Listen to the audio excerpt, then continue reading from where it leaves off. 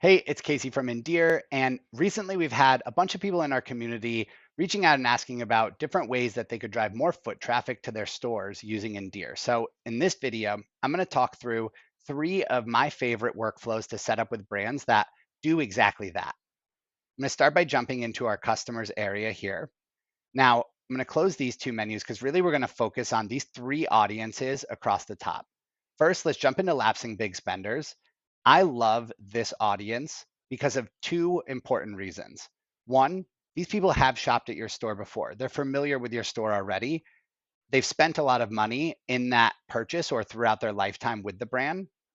And it's been a certain amount of time since they've last been in the store. So it's really likely that they are ready to shop again and maybe just need that bump or that reminder.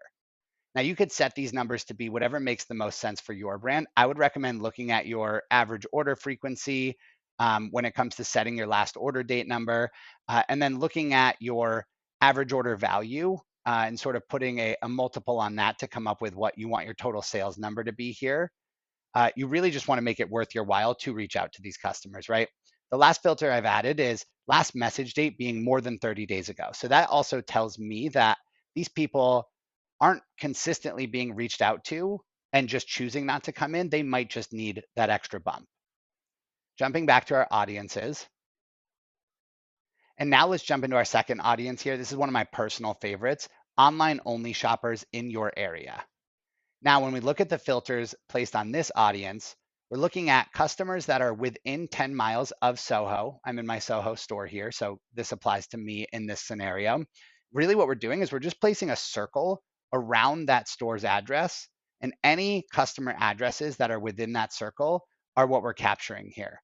You can, again, change this based on the store. I know some stores that might be in the West, some like Colorado, Texas, you might want to do a bigger radius than, say, a store in New York City.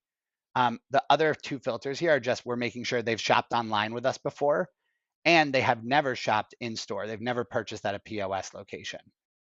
You could get even more specific here if this list is huge for your brand. You could narrow this down by total amount that somebody has purchased, maybe number of times that they've ordered in the past.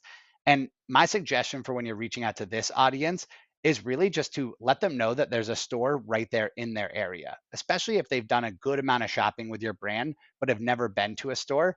It's likely they might not know that that store is right there in their backyard. So would definitely reach out with some sort of message like that. And the last audience we will look at is our unassigned VIPs. Now, this list can be made a couple of different ways. My team here in this scenario, we tag our local VIPs with Soho VIP.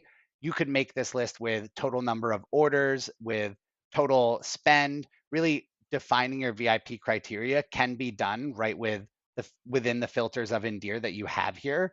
What my team likes to do is sort of call that out and actually add a manual tag that says these people are VIPs. What we can then do is use that tag and combine it with a filter like assigned user being unknown. So now you might be like, why would a VIP not be in someone's client book?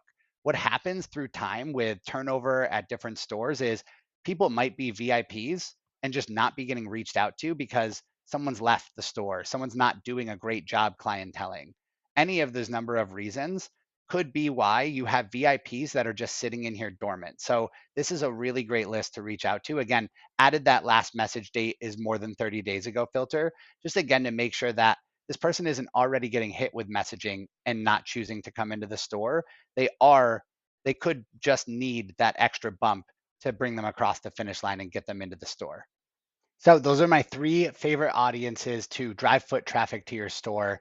If you have any other questions, comments, if you have any audiences of your own, please comment down below wherever you're seeing this video at. Also, if you're curious about best ways to reach out to these customers, would love to connect. Feel free to send me a DM, and I would be happy to sort of chat through and brainstorm some of the different ways I've seen brands actually attack reaching out to each one of these segments. Thanks for watching and have a good one.